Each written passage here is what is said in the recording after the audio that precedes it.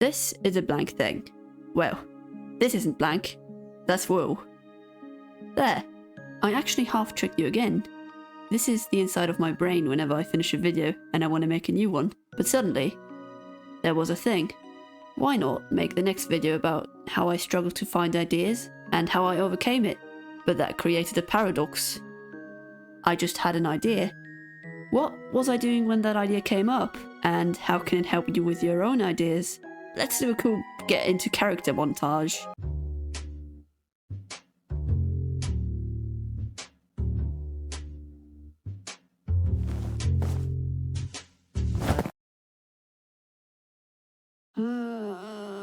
There seems to be this myth which leads people to believe that some people are creative and some people just aren't. I think that's totally not true.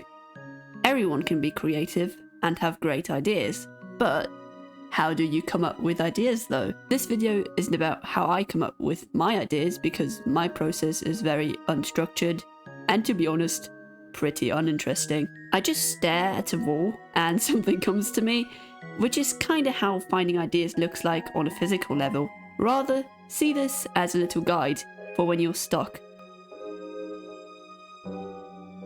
Let's go and find some ideas together. Anything is possible. This video, even if it is represented with a game called Minecraft, is not about a single topic. You apply these things to your thing, whatever that is. Which brings me to my first point.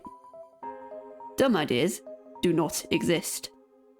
Some people seem to have this filter in their brain, and this filter stops them from doing the things they actually want to do, because anything they come up with is immediately dismissed as a dumb idea. Don't do that. Any idea anyone could ever have is a good idea. It might not be the idea with lots of monetary value, but it is certainly an idea that can be used in some way.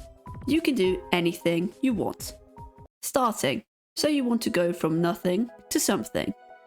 The best thing you can do is sit and do absolutely nothing, because your brain is going to feel a bit underwhelmed and it's going to create images in your brain. Don't worry, it's not drugs, it's just called boredom. God. And then you use that boredom and think about the area where you want to have ideas in. After a while of doing that, you should have at least something. If this approach doesn't work that well for you, try the split method. I definitely didn't come up with this. With this, you think of a broader concept and then you split it into its smaller parts until you end up with your idea. Commit to anything. This brings me back to the filter thing I talked about earlier. Any idea that you write down doesn't need to be the finished idea. You can use the first method to get something out of your brain, and the second one to flesh it out. Now, you may think that the idea that you just came up with might be dumb. Really dumb. Not even filter dumb.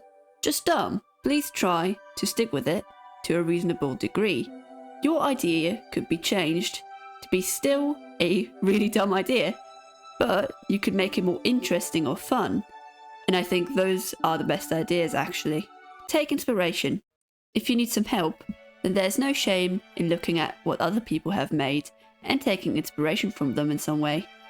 You take their thing, but you build on top of what they have done, or change their thing to be different.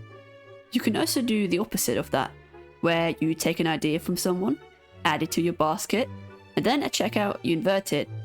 Up is down, light is dark, and so on. Nothing is original. When you make something, remember that nothing is original. Don't be scared to do something because someone did it already. Any idea anyone has ever had was probably just them taking inspiration from their surroundings and making something new with it. Is it totally original? No.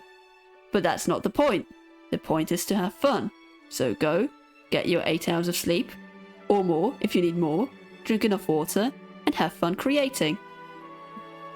Or don't. Sometimes. It's not fun, and you want to do anything else. But most of the time it's quite alright.